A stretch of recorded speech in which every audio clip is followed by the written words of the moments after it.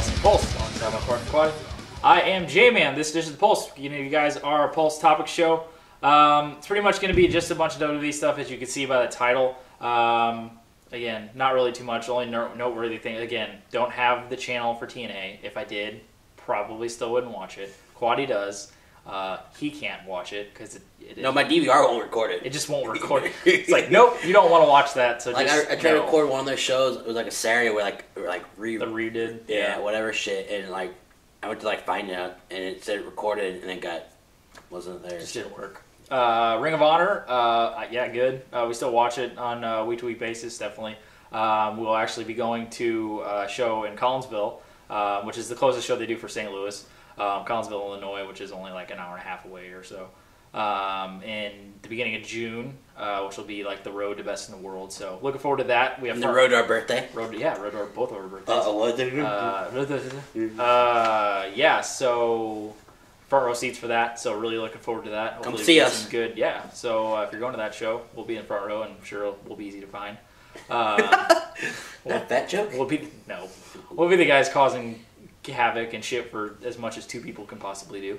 So yeah, hopefully Adam Cole will be back for that. That'd be awesome. I saw his first promo that he cut, so good to see that. Yeah, outside of that, can't wait to get the upcoming PWG DVD releases. I know I was talking to him about the one that they just had up on YouTube for Don't Sweat the Technique. Looks fucking awesome. Same as that from Out of Nowhere show. Looks really fun. So definitely be getting those. I just had 4 DVDs come in the last couple weeks for the PWG DVDs, and we blew through those, and fucking awesome. So I can't wait to get those. But yeah, so pretty much it's a big discussion here, a bunch of WWE stuff. After WrestleMania, obviously it's a big turning point for WWE. It's all things that they build up to Mania, and then you get the aftermath of what happens after that, and we have a lot to talk about. Because there's a lot of stuff that's happened. Obviously, the Raw after WrestleMania is always a huge Raw, and always usually the best one. It always has the biggest and the hottest fucking crowd for it. And it is always the same sort of atmosphere that you get at a WrestleMania shoved into a 20,000 seat arena. It just provides that atmosphere and that vibe, and it continues the weekend, into Monday, and the vibe of unpredictability and things that could be happening there. Great show that Monday after Mania with some really good stuff. Had some great in-ring action. You had Bryan and Ziggler, I think, start off the show for the IC title. You had Cena and Ambrose, which is a great matchup for the U.S. title. Cena's doing his little U.S. title open challenge type thing. And then, yeah, I think they had just a shitty tag match to end it, though, unfortunately, just some random 6-man tag or something like that, with Randy and Rollins and Reigns and stuff like that. But a lot of great segments. Obviously, the most noteworthy one, the one with Seth Rollins and Brock Lesnar, looked like they were going to go for the rematch. Obviously, that Brock Lesnar came out just still in gear, like he did, literally just fell asleep in his gear and just woke up ready to just beat some ass. But still showing the wounds from the war that he went through with that great triple threat ended up turning to be that ended WrestleMania, which I will probably say is in my top 5 of WrestleManias of all time. Just in the aftermath of what I've just it's finally had time to breathe and had time to kind of sink in the magnitude of really how entertaining and fun that fucking show was. I mean, we were entertained for 4 straight hours. And even before that with the pre-show. Yeah, 6 hours. Even though with that with the pre-show, which had a great tag title match on there, it was a great show. It would definitely go down. I would say, I think it's better than last year's, even though we went to it. I think the outcome of having Bryan win last year was great, obviously. But, I mean, you had to cash in at fucking WrestleMania with Seth Rollins, a guy that, so many people out there, whether it be, the internet community, whether us, people that have followed this guy's career and, see, just like a Daniel Bryan, how great that story was. But that was kind of predictable. And, it had great matches. The match with Triple H that started the show at WrestleMania 30 was the best match on the show. And then the triple threat was fun, too. So it was kind of predictable. This was, again, the best thing about professional wrestling, unpredictability. And that's exactly what we had here. Because we were talking about it, speculating about it, and we got it.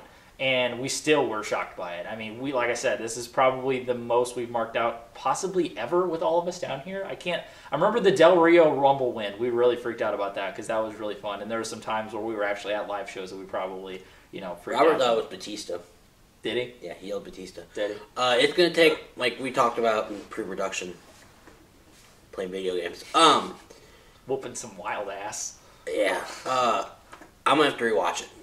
Yeah, I will too. I'm going to have to sit down. Like, I love the show, but it's going to take me, and I only have the network on my phone, so I'm going to have to either buy the DVD or watch it over here, and yeah, I'm going to have to rewatch it, sit there, and just focus on it the whole time, because I was in and out of it on that Mania night, because I was fucking exhausted, but it's going to take probably one more watching, and I'll probably have my final vote, but I have to agree with Jay, man. Top 10 at least. Oh yeah, definitely. Yeah, definitely. I would say, yeah, it's definitely not up there with 17 and 19. It's not up there. I know his love. I think it is his favorite WrestleMania 20. Yep. I love that WrestleMania. That was fantastic. I don't think it topped that. Nope. That might be at 3 for me, around there. But yeah, I would say 4 and 5 might be 30 and 31. I mean, there might be some here or there that you could throw in there that would be around that point. But you could throw matches in, but the whole show, having right, the whole show, the whole show is just so fucking entertaining. And I think back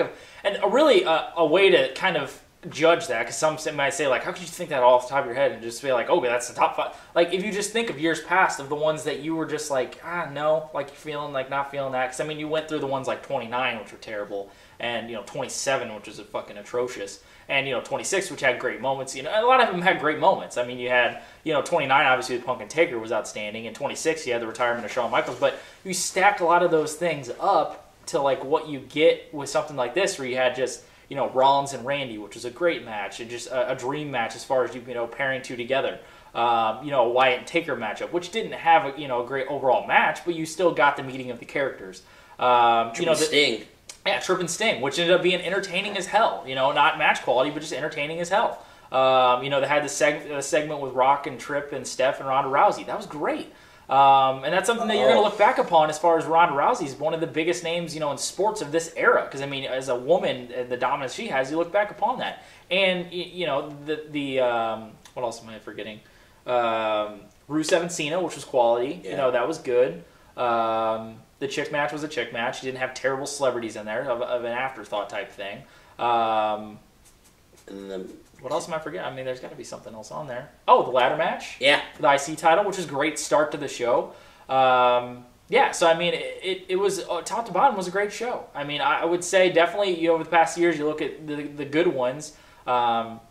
You look at the, obviously the 20s, which is the WrestleMania 20, which is definitely up there. 21 was a good show. I enjoyed that. 22, which I went to. Oh, great show. I love that as well. 23 was fun. The one in Detroit was good stuff. 24, I love. It's one of my personal favorites as far as the overall feel of everything, being in the Orange Bowl and the fun matches. 2008, I thought 2008 and then to 2009 was fun for me. I enjoyed that time period for me personally. Just as far as, remember watching all of those things that were going on there. Just the feel of 24, I loved it. And the ending with Edge and Taker and the Money in the Bank and that triple threat that Randy came out on top, which is a personal favorite for me. And my personal favorite looking WrestleMania of all time, the appearance of that, how they changed the Orange Bowl, the night presence of it, which is not present at 31, unfortunately, being in San Francisco, being on the East Coast when it was in Orlando, it was like night, and it just felt very vibrant and just so cool. And I love that one. 25, which I attended, not that great of a show, but had Shawn and Taker, quite possibly the best match of all time.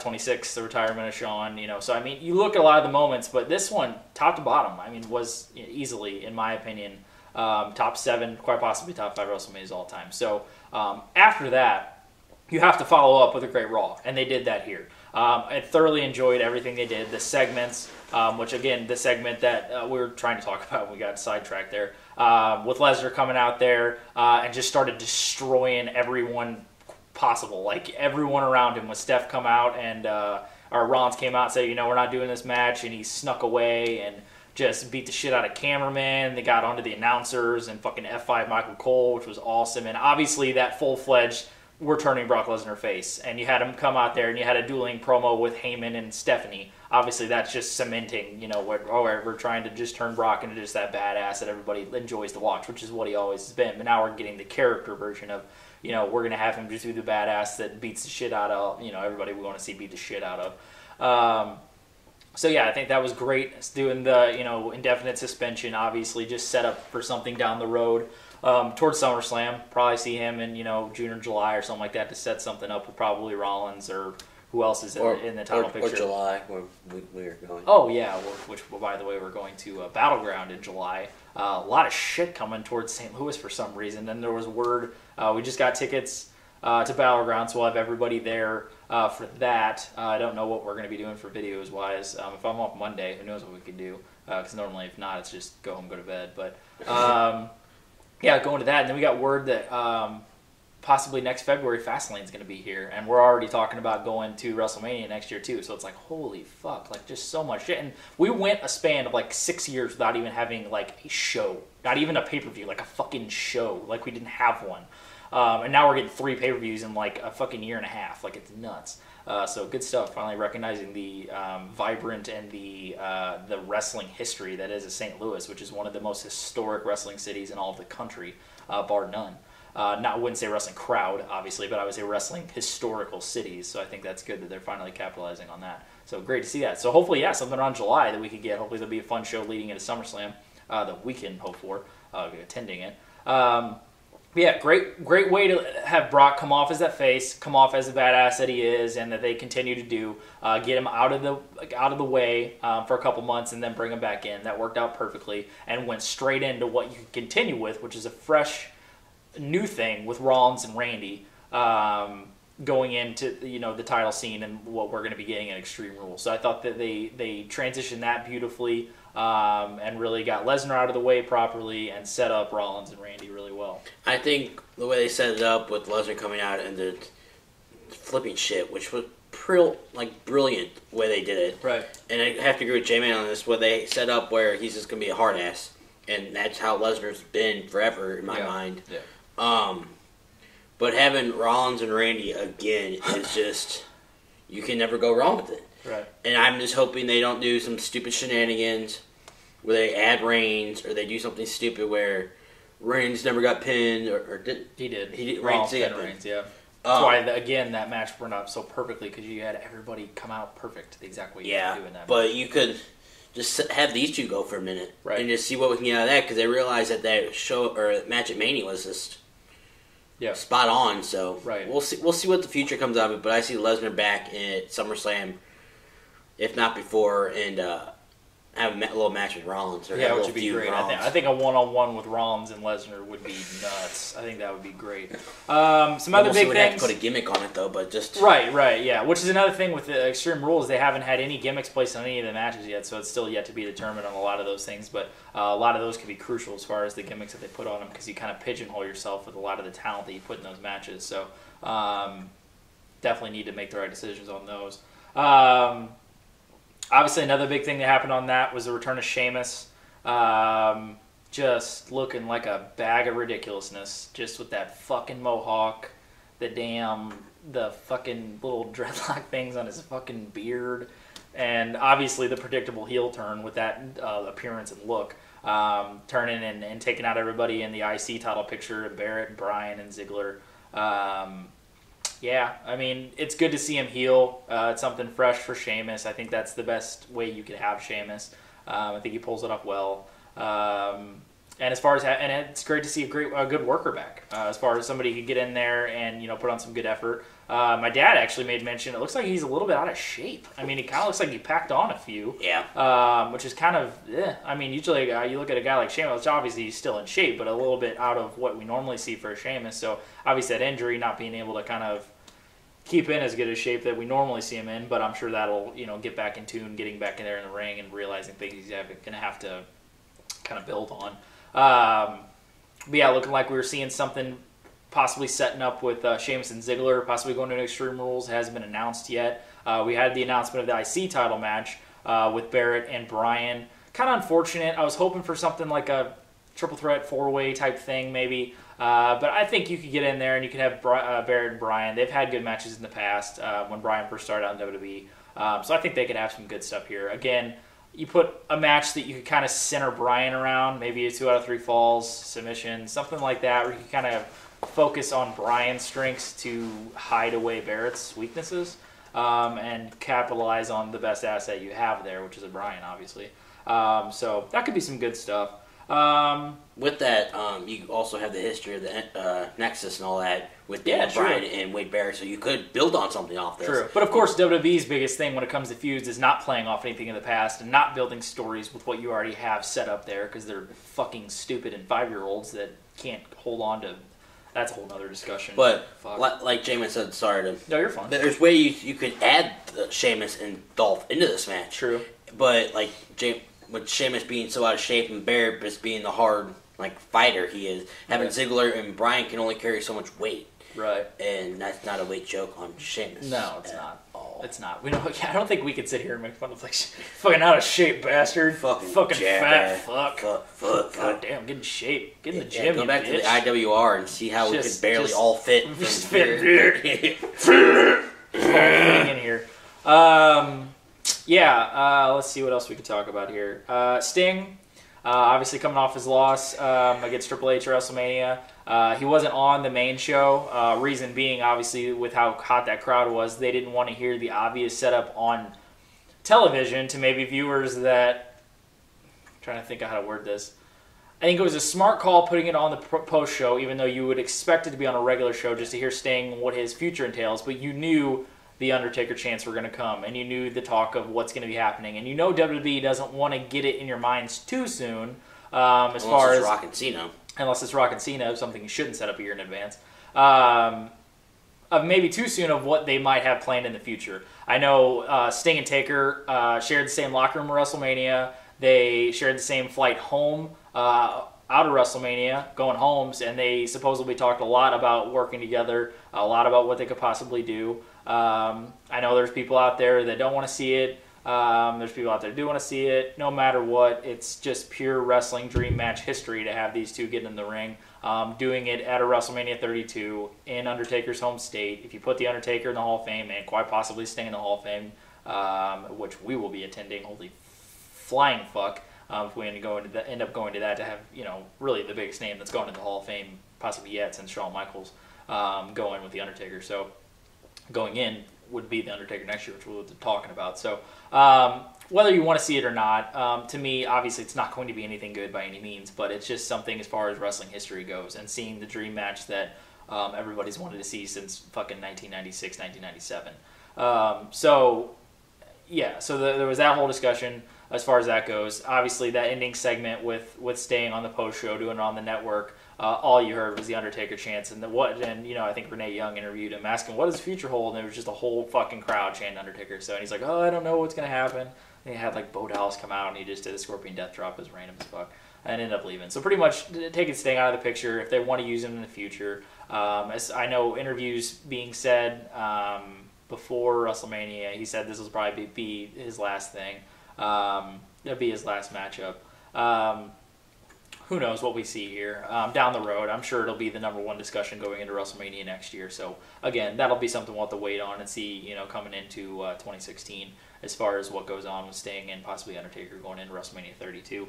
The other really noteworthy thing, not really on television, but was AJ Lee's in-ring retirement. Which was, do you want to talk about Sting first? I don't know. I didn't want to cut you off. Sorry. It was weird how we were going back and forth. You go ahead and talk Sting, about Sting first. I don't know. After that match at Mania, you're just like, do you really want to see him again? Do you really? But like Jamin said, with the history of the Sting and just Sting being WCW Undertaker pretty much, if you can even say that in the same sentence. But, just the way they need to set it up. And we talked about this in pre-production. I don't know if you said anything about it. And I have to agree with J-Man, and it's all J-Man's idea, of having Sting and Taker just having like a face-to-face battle. Not where they face off and Taker just shake his head and Sting would have to wrestle these big pay-per-views. Like the SummerSlam and the Survivor Series and then maybe even Rumble. To earn a shot. To earn a shot at Taker. Yeah. You have to win all these or I'm not going to face you. Yeah. and how Sting kind of like, I don't really want to do anything else, is just like throwing more fuel on the fire. Right. Because it's not like he's saying, I want to wrestle this guy. No, it's like, I'm kind of done, and everyone's going to be like, trying to talk him up to doing it, blah, blah, blah, and then we'll have all that shit. But doing something with that would be very interesting, or doing something where he would have to win a match. Right. Because he has never won a WWE match. Nope. So having him do something to that effect would be interesting, but I don't know who I would want him to face. As far as getting a win on somebody? Yeah. Yeah, you'd probably have to have him in there with some younger guy. I mean, somebody that's. But then you also have Sting being Sting of, I don't want to bury this guy. Oh yeah. And I want to build somebody. But yeah, you don't want to have a 50-something-year-old Sting go in there with like a fucking Rusev or something and have him to that'd be ridiculous. Or somebody that that's really hot or something like that. You don't want to do that. So there's ways you can do it, but it's just like meh. Right. And it's a lot of stuff that we'll just have to wait and see. It's a waiting game to see what we're going to be getting there. We have patience. Yes, we do. So we'll go ahead and wait it out, and we'll see what we get. It's like just it's like fishing. It's like, except for the last time me and Quaddy went fishing, I was just like fishing in a hurricane. I was hungover, so I was not okay. It was terrible. Oh, that was a terrible day. That was terrible. So like I was trying to say before I rudely cut Quaddy off as far as the way you talk about Sting, was AJ Lee's retirement. Like I said. She had her last match at WrestleMania, and then announcing that, and then announcing that she has a book coming out, and then announcing that she has her head so far up CM Punk's ass, it's not even funny. She's just doing shining wizards inside of his anus. I don't know. That was random. I guess it's like kidneys. Shining wizard, GTS, fuck yeah. Dude, what would happen if like she like GTS somebody, like fucking people would just ejaculate everywhere? She just would have won that match, just like. Hey, I just want to be my husband so bad. Which, yeah, again, this is pretty much all it looks out to be. If CM Punk was still in the business, would AJ at least be wrestling today? Yep. To me, this is just she wants to be and live the fucking glorious-ass life that CM Punk is going to provide for her and that he's saved up and been smart about to be able to do and be able to be, by his side when he goes into his UFC career, whatever happens there. When is that again? Probably in the summer. We'll get to that. Not on this show, but in the summer.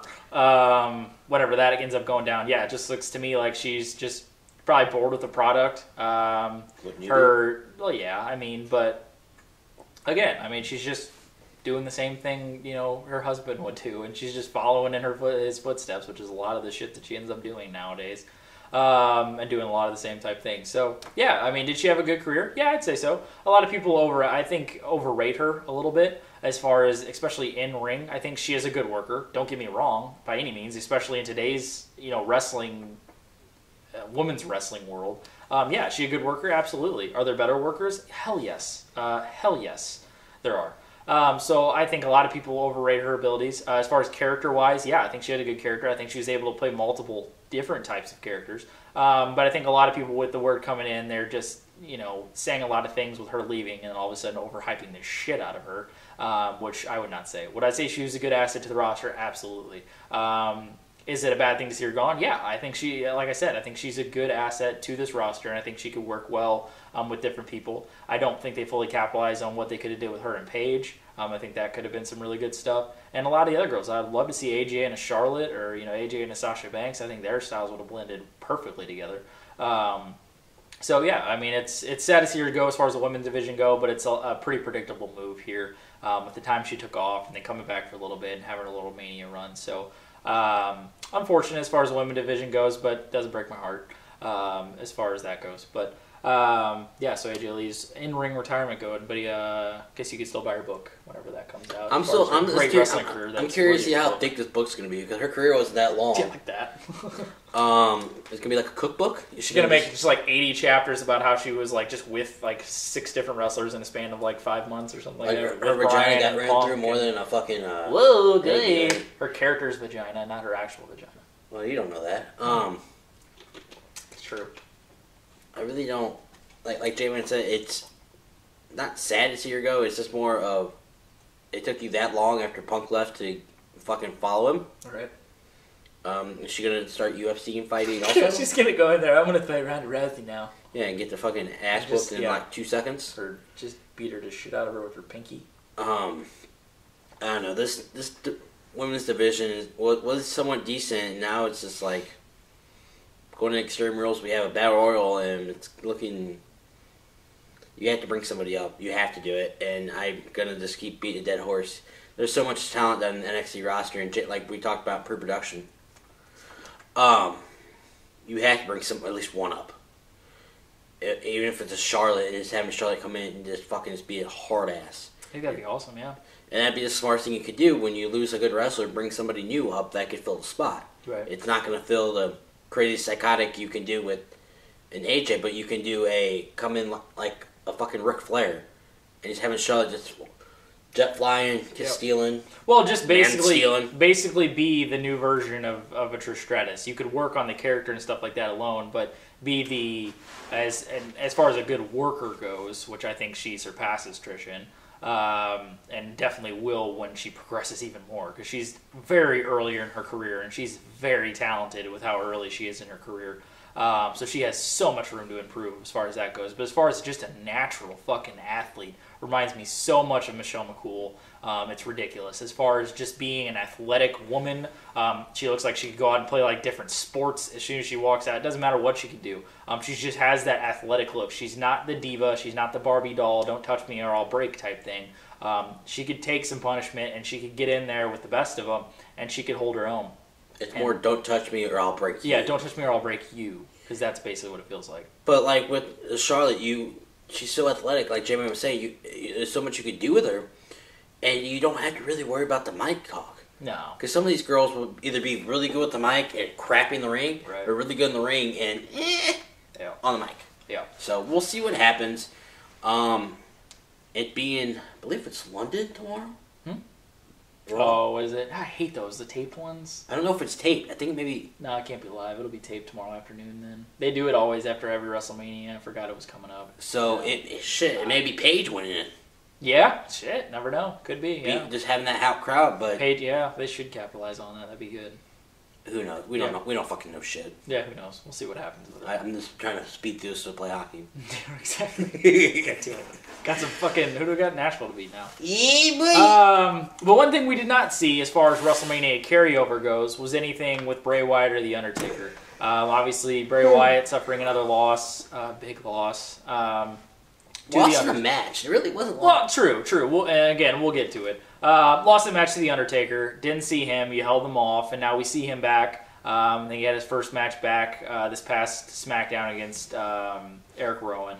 Oh, God. Cutting just another kind of off-the-wall promo that really is not... I don't really know who it's geared towards yet. Again, it's kind of Bray Wyatt's little puzzles that he plays with you, and you got to piece the pieces together and figure it out as far as who he's going to go in towards. But this will be our next big discussion point, which is Bray Wyatt. A man that both of us and all of the Pulse guys now, finally Robert, the Dawson boy, finally holds dear, which we all do, because his character and we've talked about it time and time again, is so next level and so brilliant. I don't even think it's come to fruition of what we could possibly see with this character and what we could see with this talent, because it is endless. As far as the character goes, as far as the story behind it, which they need to focus on more, and they need to get a backstory going. If you look at the Undertakers and bringing in the Kanes and the entire backstory about the Undertaker's parents and the fire that happened, and Kane survived it, and Paul Bearer and all, it just so much depth to the character. And with that type of character, the supernatural and the otherworldly being type character of an Undertaker, you have to have the depth to that character. And Bray Wyatt is seeming to kind of flatline with that, where they didn't go into it. And really the best facet of Bray Wyatt is the story that he can tell about himself. That's what he did in NXT. He explained how his father died on a boat that he caught on fire or something like that. I don't know if a lot of you knew that, but that's what he said back in NXT. And there's these things that could tie in, and Sister Abigail, with how huge a role that plays in his character, and all the vignettes showing the Wyatt family compound and the house, and showing him out in the woods and shit, and the cult leader type thing. There are so many things that they are not capitalizing on that it is just ridiculous. as far as what you can suspend your belief with that character, and is how cartoonish and comic bookish it is, and how colorful it is. You have to color in the page to make it pop. You're not doing that. It's just Bray Wyatt in an outline, and you're not letting him, or not giving him really what that character deserves. Because all he's able to do is go out there and cut his amazing promos, which are great, but you have to have the depth to the character to really provide more stories for him to go with.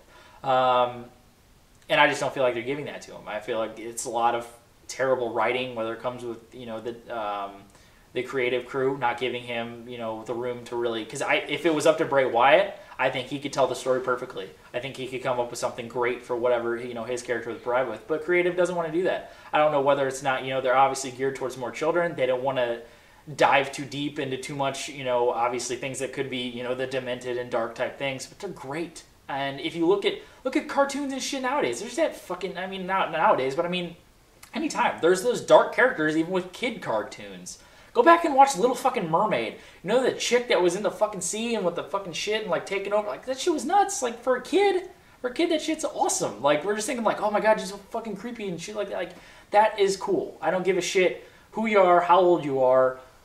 It's cool. And he deserves that backstory, and he deserves to have a bigger story to tell with more depth to it. Because right now, he has to basically go out there and just ramble about things that nobody's going to catch on to because you don't have any backstory to it.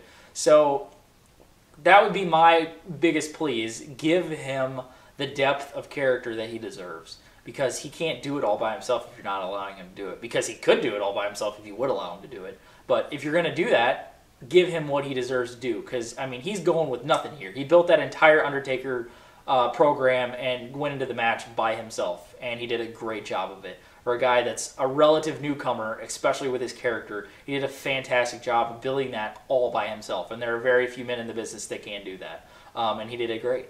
So I would say if you give him more to work with, it's only going to progress your overall product and, more importantly, his character. So that's my 2 cents on that fact, or on that side little piece of Bray Wyatt. But yeah, you got to get him on a path of something that is more what fits the character that he is portraying. Because right now he's not. He gets in there, and wins or losses can usually not be a bad thing. But when you get on a string of when you get to those big moments where you have to give a guy something, you just don't do it. And WWE never capitalizes on those moments. I'm not saying he needed to beat The Undertaker. I'm just saying he needs to get the wins when he needs to get the wins. Whether he needed to beat The Undertaker or not, it doesn't really matter. Like we talked about in the preview of WrestleMania, it would hurt The Undertaker more than it would help Bray Wyatt. So that's why we went over that. But you need to give him the fucking credible wins that will help build this character. Because if you keep getting those spots, the casual fan will not believe in that character because he's just constantly losing and when it matters. And, to us, it doesn't, a lot of that shit doesn't matter, but it starts to when you need to continue to progress and help that character flourish and become what it should become. Because we are not going to sit on the sideline and not speak our opinion about how you're going to let one of, quite possibly, a potential greatest character in recent wrestling history go to waste. You can't let that go to waste because he is too fucking talented and that character is too fucking tremendous to let go to waste. So give him what he needs to help this character out. And I think you have to get that path started right now because you already had huge matches. You had that match with Cena last year. You had the match with The Undertaker this year. You have to help his character out, and you have to break the mold of what you've been doing lately as far as getting that character to the point that it needs to get to, because we don't want to sit on the sidelines and let a talent like Bray Wyatt not flourish to the potential that it should be. It seems like WWE's scared to let go. Yep. And it seems like to the point where if they have... I hate describing WWE like this. They have these... Every wrestler's a puppet. And they could do little things that they want. And then you have the wrestlers like The Taker, who isn't a puppet. He... in The Rock, who can stand on their own in a Jericho, and all these guys that have been there since Edge era and all that, can go on their own. And they have Wyatt, and Wyatt has a knife up to the string, about to cut the string, and saying, let me go by myself, I can handle myself. And WWE's taking the knife away. You can't cut it yet. You can't cut it yet. And they let Wyatt go a little bit. His string's longer than some other guys. He'll let him go with some of these promos he cuts. And these promos are so, like, you have to sit there and read what he says to actually understand what he's talking about.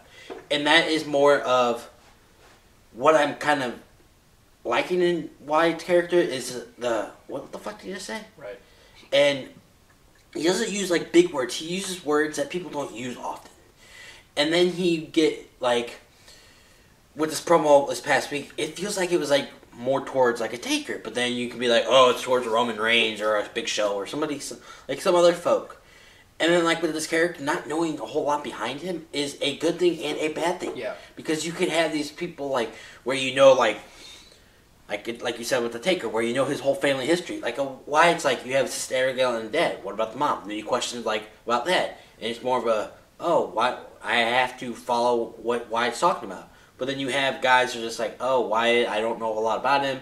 And like Jamin said, he doesn't get the win very often, so you don't have faith behind him. Right. But then you have fans like us, where we've seen him since Day one. Day one, bitch. Day one.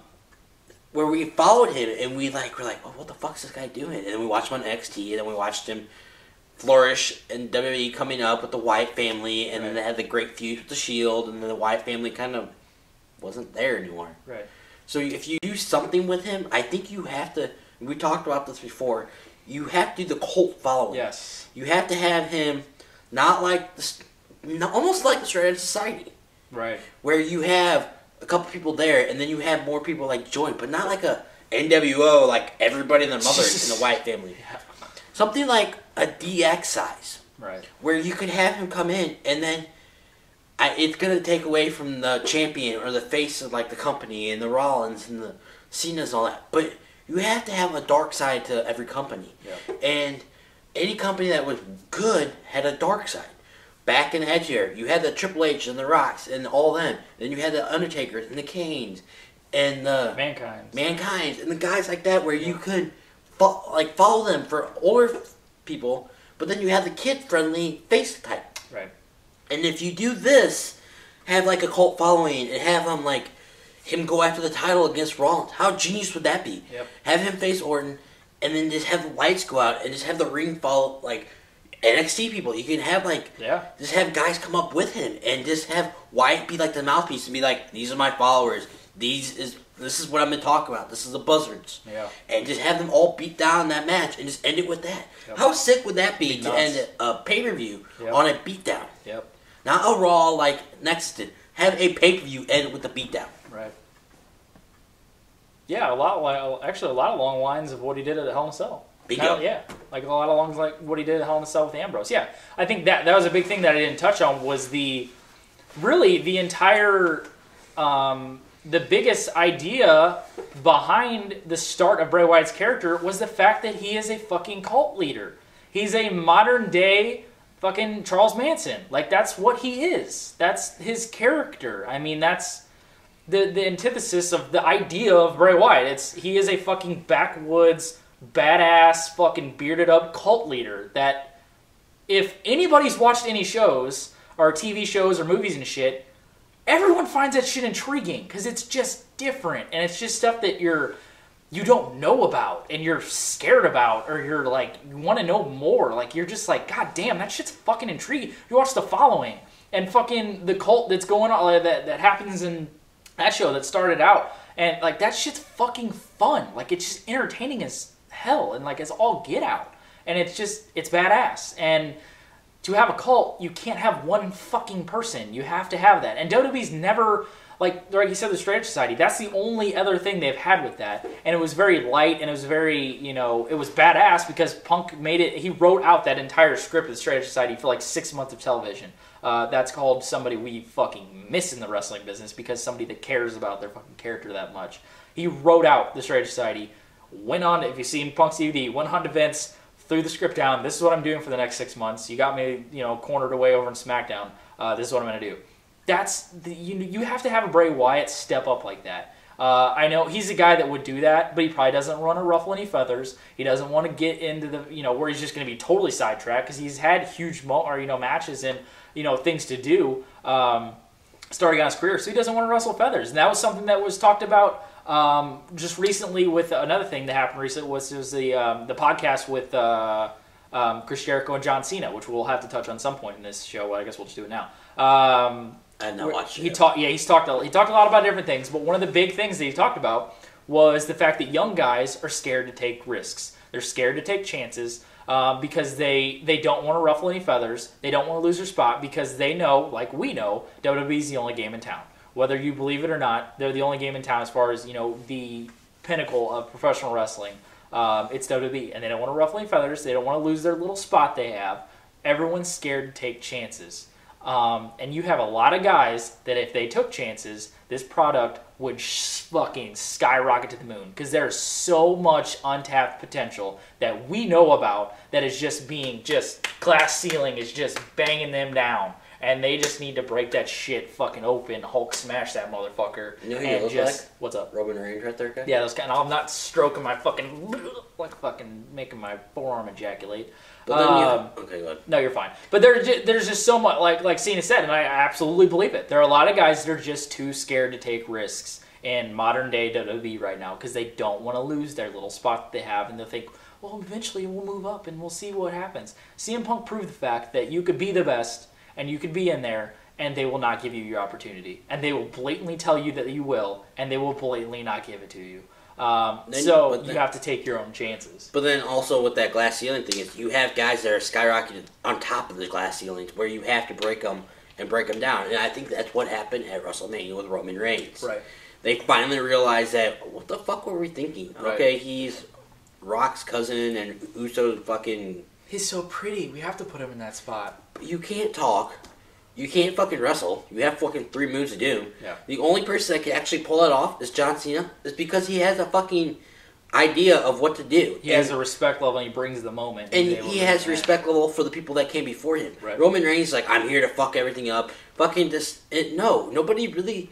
It's funny, and that's what was so funny about with the whole Shield thing is, you had to calm down fucking Rollins and Ambrose because they were doubling up the fucking love than Reigns was doing, and they had to drag the fucker along. Right. And that's what killed, I don't know if it's killed it, but that's what kind of got to the point where the Shield's like, you have these 2 guys that can fucking just run this company now, and then you have another guy who can barely fucking carry fucking Big Show's jock. And we knew that was the guy that they were going to go with. And we knew that was the guy they were going to blow up. And that's the part, that's the funny thing is, then you have Rollins just jump him. Right. And cash the money in the bank. Right. Bad thing is Ambrose is kind of falling off, but you have so much you can do with Ambrose now because you realize what he can do. So he's another guy just like a Wyatt that if you let him go, oh my god, oh my lord, you have no idea what he can do. And some of the people that out there that do know what we're talking about as far as what Jon Moxley could provide, you know what that character. There's so much talent on this roster from top to bottom, NXT to WWE. There's so much fucking talent. You cannot have anything else but a phenomenal product with the talent that you have. It is just mind-blowing how much talent that they have. Ridiculous. So Bray Wyatt is one of the guys on the top of the list that has to take those risks for himself. Needs to get a shit ton more help, though, from creative, because it's not all of him. You can't blame him for not wanting to take the risk as far as that goes, but you have to do that, though. I thought of something we talked about during pre-production. You have a Jimmy Jacobs that just took over writing. Yeah. And what did Jimmy Jacobs do in Ring of Honor? Yep. You could do something like that. Yep. I don't know about the whole, I'm going to slice your head and fucking... hang his shit up. And just stand there. Stand there with blood hanging all over. But you have you have that type. And Right. you have an understanding from Jimmy Jacobs where you have to have some kind of faith in these guys. Right. But you can't fucking throw everything at them yet. Right. You have to let them earn it. Right. But another thing is, we'll get into NXT coming up. Right.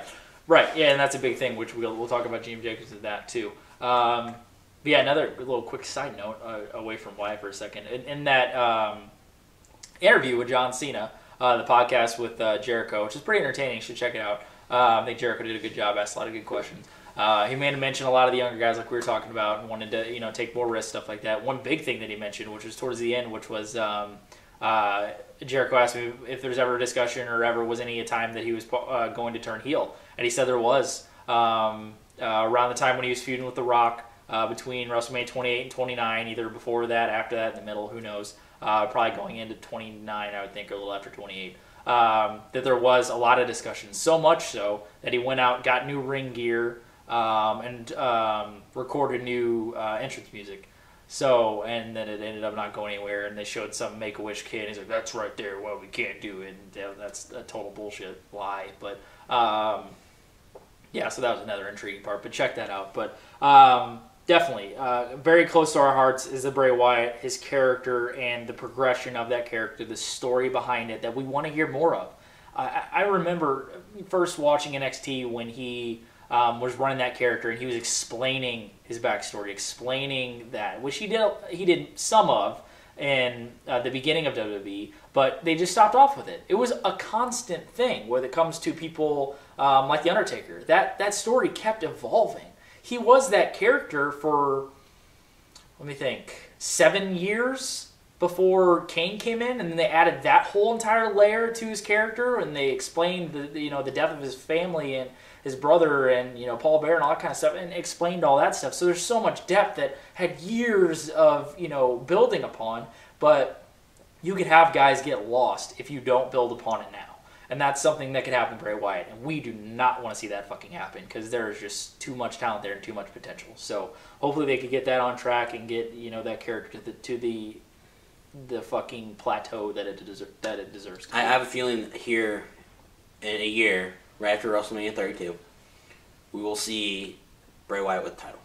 I hope so. I really hope so. He's not even a character or a guy that really needs a title. He doesn't. Yeah. He would deserve it. But obviously. See, you could do something. There's so much. Yeah, there's so much stuff because he can make a title into something like where it's like he just makes himself. He just crowns himself God, basically, where he just says like I've conquered. There's so much shit you can do with that character. It's just endless. There's so much. We could do a whole show just on the ideas. Of what to do with them. Of what to do with each character. That may be one of our new shows. Yeah, it could be. Which we'd have to give a fucking plug to Mickey Babylon, which would be one of the biggest things that he just started doing he's doing a Book the Push series, which is basically his idea of taking a character that might be getting lost or not getting used, whatever the case may be, coming up with ideas as far as making it successful, making it work. Mm-hmm. If you guys have not checked out this guy, check him the fuck out. I've been watching his videos for a couple years. He doesn't get a lot of subscribers, doesn't have a lot of subscribers, doesn't get a lot of views, but he fucking should be. The guy's a genius, and the shit that he comes up with is We're awesome. both subscribed to both of our channels. Yeah, so. Awesome. So check him out, Mickey Babylon. He did a whole entire series of, he calls it Hindsight Mania, where he rebooked every single WrestleMania in hindsight of what he thinks should have happened and what kind of went down in the wrestling world. Great series. He does a lot of booking videos. Occasionally he'll just talk about the current product, stuff like that. But definitely check his shit out because it's great and he's genius. So definitely want to check that out. Last topic up here will be a talk about individual and kind of NXT in general as far as what's going on. Obviously, the big news that's hopefully going to be happening soon, which is going to be WWE's the signing of Samoa Joe to WWE. Joe ending his run in TNA a month or so ago. Should have been a long time ago. And pretty much pulling an AJ and just going to the independent scene, going back to Ring of Honor. Worked a couple matches. Worked a match with Kyle O'Reilly, which was on TV, which was really good stuff. I thought that was a good pairing to put Joe in there with an O'Reilly, who's just become one of the best workers in the fucking world. I remember when we shit. His character is still blah, but I think Bobby Fish has helped him a little bit with his character as far as Red Dragon go. But in ring workers, he reminds me of a young Bryan Danielson. I'm no joke. Somebody said no joke, young Bryan Danielson, Kurt Angle mix. Yeah, he reminds me a lot. I mean, Davey, we have to just done leaps and bounds for his career as far as really the number one trainer and influence in his career. But yeah, just he's stellar as far as in ring goes, and the work that he's done in Ring of Honor. Probably the even better work he's done in PWG over the past couple of years. It's great stuff. So yeah, good pairing there. They had a classic Ring of Honor rematch type thing with Joe and Jay Briscoe. Remember their great cage match that just bloody as fuck Jay Briscoe, and that's great. If you guys haven't checked that out, check that shit out. But yeah, I had I think a title match. I think it was at it was over the weekend of WrestleMania. I can't remember what show they called it. It wasn't on pay-per-view or anything, but yeah, so they had a title match there, and obviously Briscoe retained. But ending up his Ring of Honor bookings, obviously finished up with TNA, and he's cleared up. There's a lot of talk, maybe go to Japan, maybe kind of pull an AJ and, work all around the world. But WWE has always found an interest in Samoa Joe. A lot of WWE's legends and higher-ups have always found an interest in Samoa Joe. The likes of the JRs and the likes of Stone Colds have always, thought very highly of a Samoa Joe, and obviously so. But it's looking like now that he's finally going to get signed. I think it'll be great to see. We'll see how he gets utilized. Being 35 years old, having the body type and the style that Samoa Joe has, in my opinion, I think is 5 years too late. I think it's going to be something that they get him in there, hopefully can work the matches that they want to work him with, and get everything out of him that they possibly can, because, he's obviously a bigger guy. Has obviously worked a lot of stiff, a lot of hard hitting, a lot of very physical matches in his career, which is now, over 10 years strong, getting close to 15 probably. His run in Ring of Honor, just brutal. I mean, those title runs that that title run that he had, which was insane. And the physical type matches that you went through in that time period in Ring of Honor, maybe not so much now, but in that time period between, the 04s and the fucking, 06, 07s, definitely in 06, that's some physical shit. You get in there with the Kibashis and get in there with the Danielsons and the Kentas and, the matches, the outstanding fucking classics that he had with Punk, and that are over hour long. That breaks your ass down. Even if you're a physical, in shape type guy, Joe, obviously heavier stature, obviously a big bruising type guy, that shit catches up to you very, very fast. It looks recently not so severely like it caught up to a Kevin Steen, being only 30 years old, having, I think, some sort of arthroscopic type scope type thing with his knee done. Those type guys, obviously, it's just nature, break down faster than a guy who's, slender, in shape type thing. I'm not saying those guys aren't in shape for being the sizes they are. Could they be in better shape? Obviously. They're not born that way. But that's the style that they work. That's the presence that they want to get over. That's what they've done, and it's worked out great for both men's careers.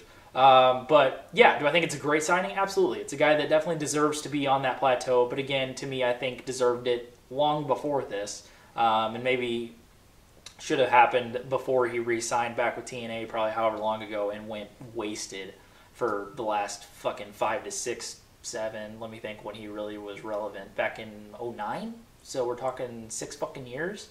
That's crazy, and that's ridiculous to waste a Samoa Joe for that fucking long. So I think with the wear and tear that's on a Joe, the body type that he has, the kind of seeming like it's kind of fading off with as far as the... I don't know how to say this. It doesn't seem like he has the same, I don't want to say abilities, but Giddy up. Yeah, exactly. Has the same giddy up and vibe that a Samoa Joe that you know of the past. Well, I think he'd be rejuvenized for a bit once he gets in WWE, absolutely. But then I think some things are going to start, the wear and tear will eventually start to get in there. Being 35 years old, if you throw him down in NXT for however long you wanted to do, like you saw with what they did with Low-Key and Danielson, that's ridiculous how long they kept those guys down there. But he's going to have to get acclimated to how they do things. Obviously, he's had a little bit more acclimation with TNA, so I think they could easily just bring him in and just do whatever the fuck they want to do with him. But that's my opinion. That's what I think they should do with it. And again, I think it's 5 or 6 years too short, unfortunately, or too late, unfortunately. But I think it's a great signing, and I think it's a good coup for WWE to get him in there and utilize him in the proper way. So good for Joe. Totally deserves it. Absolutely deserving guy, and a guy that's can go in there and still do some great stuff, no matter everything I just said. Can absolutely go in there and totally change my opinion. If he goes in there and has a great couple of years. But to me, wear and tear is going to catch up, unfortunately, on a guy like Joe. But great signing. Can't wait to see what he ends up doing in WWE with Samoa Joe getting signed, hopefully very soon.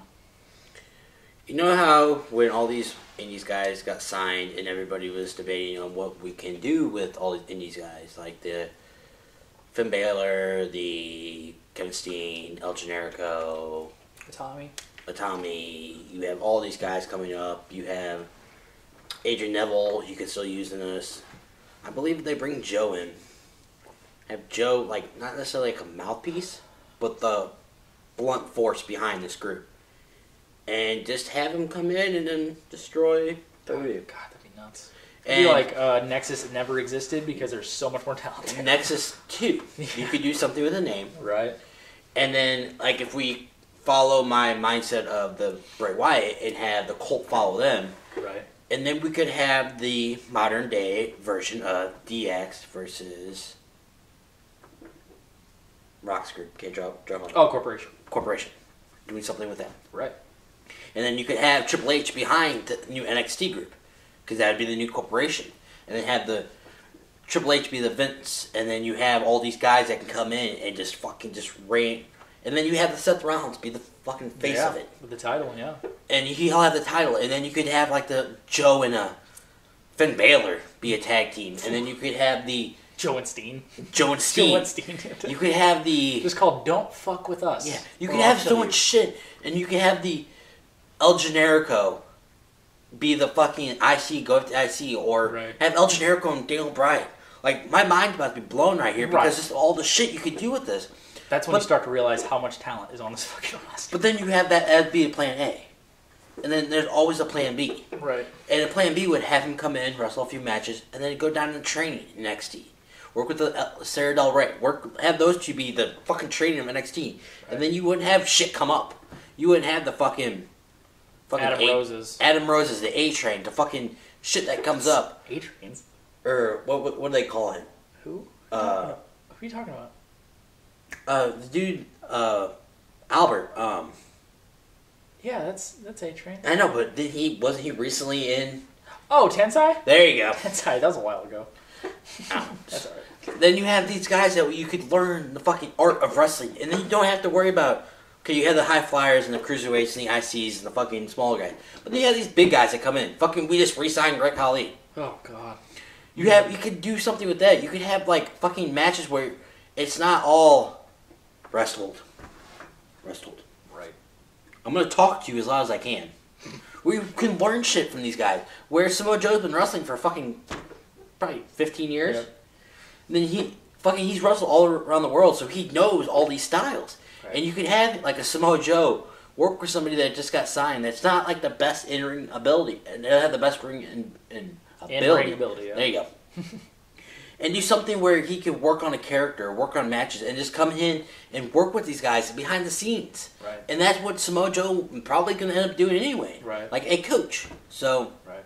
Yeah, there's tons of definitely tons of ways they can go with it. He'll have a presence. Known. It's going to be just like all the other guys. Once Steen comes up, once Generico comes up, we heard the Olay chants on fucking Raw. It wasn't even in a presence. Sami Zayn hasn't even been on NXT, and you feel that presence. So the presence of the independent scene is very, very strong right now. You look at your world champion, Seth Rollins. You look at your Intercontinental champion, Daniel Bryan. Look at your tag champion, Cesaro. You look at your NXT champion, Kevin Owens. I mean, it's all there. It's just blatant. I forgot about Cesaro. Yeah, I mean, it's just blatant and fucking obvious. That's the way of the future. That's how wrestling is going to look for the next 10 to 15 years. And we have absolutely no problem with it because that's the way it should be. So yeah, it can only be great stuff. No matter what he does, he gets a little run. We see him, have some great matches. Go in there with, O'Brien or a lot of these younger guys. Whatever the case may be, it'll be some good stuff. A lot of the guys, obviously just coming up. Neville just came back up. They dropped Adrian for some reason, continuing the trend of dropping first names for people because they're. Remember, way back when Rusev was named Alexander Rusev. Yeah. Just cutting off to Rusev, just naming him Neville. Pretty much just booking him like just a comic book hero, coming out with a cape and all, and the smoke and pyro and everything like that. Where's Kenny Omega? Yeah. But yeah, having a great match. Had a match with Seth Rollins. Having Seth Rollins and fucking Adrian Neville have a match on Raw. Awesome. That's just great to see, and how fresh that felt. There's nobody that could fucking watch that didn't say that was fresh as all get out, and just felt so new and just great. God, that was great. So seeing him, and he's getting over great. The crowds are getting behind him because he's just so fucking entertaining when he gets in the ring and what he can do in the ring. Because he's just pure entertainment as soon as he gets out there. So there's just so so much talent to speak of. Whether you look at NXT, you look at Kevin Owens, you look at the Sami Zayns, you look at the Solomon Crows. They didn't even talk about Sami Callihan, Hideo Itami. I mean, it's just so Finn Balor. Yeah, Callahan's gonna take a bit. Yeah, Callahan would be brilliant to put in fucking with Bray Wyatt. Oh god, yeah, that'd be great. Yeah, it's going to take some time for some of the guys to get the character behind them and learning WWE style of things. But there are tons of guys that are just so fucking talented that is going to be the wave of the future, and that's going to easily, which Seth Rollins is already making at the present, but is going to be entirely the present in a very short time. So we're so much looking forward to that, and can't wait to see all of these, young guys and some guys who are established that have, worked their asses off to get to where they are today. The Kevin Owens and the Sami Zayns, which we found out, a Finn Balor who's 33 years old. That's crazy. So a guy, and a Hideo Itami who's like 34. So had to work their ass off all over the world to get to the stage that you get to as far as professional wrestling goes, which is WWE, and they will have no other way but get what they deserve because they've worked their ass off to get there, and they're going to work their ass off to get to the spot that they deserve to be at. So should be some great stuff as far as all that goes. Yeah, did we keep it under an hour? I doubt it. 12:43. I don't know. I'm sure. That's not too bad. That might be under an hour. That's pretty good. We're getting better, guys. I don't really know anything else. Go Blues. Playoffs. NHL playoffs start. A little over an hour. That's all right. Start on Wednesday. Kicking it off with the Wild, correct? Which we just whooped ass on NHL 15. So go Blues. Got our boys Steiner and Tank back healthy and good to go. Hopefully healthy. So yeah, hopefully we'll start that run for what we want. Unfortunately, I don't know if any viewers out there live in the St. Louis area, but as soon as it gets to springtime, everyone, well, at any time throughout the year, they just forget that there's other teams besides the St. Louis Cardinals because it's the only thing people give a shit about. Work at a bank, and everybody there, obviously huge Cardinal fans, stuff like that. And I start talking Blues, and they'll just obviously, what are you talking about? Like, there's other people there, other teams there that, we want to see win and that deserve to fucking win. So, we had we had St. Louis, or Cardinals Day home opener at work at the bar, and I walked in their Blues jersey. Yep, that's what I did last year. We could wear, because the Blues were in the playoffs, and I was at one of the banks working a different one. And it was Blues playoffs, and like, oh, you can wear your blue, if you want to blue stuff. They're like, just like side mentioning it. Or you wear Cardinal stuff. Every single person in there wore fucking Cardinal shit, and I was like, I'm wearing a blue shirt. And a lady had the gall to tell me, you're wearing the wrong shirt. I'm like, fuck you, bitch. I'm not wearing the wrong shirt. That team's in the playoffs right now, and that's the team that's never won the fucking Stanley Cup, so suck a fucking cock. Yeah. See the Cardinals win enough. Let's go, Blues! Fuck yeah. Yeah, so I guess we can get out of here now. Go play some more hockey. I want to go play. Let's do that. I have to pee too. Yes. This will now wrap up our Pulse Topix show. For my partner Quaddy, I am J-Man, and thank you for watching our edition of Wrestling Pulse, Professional Wrestling World. Or we can go suck dick at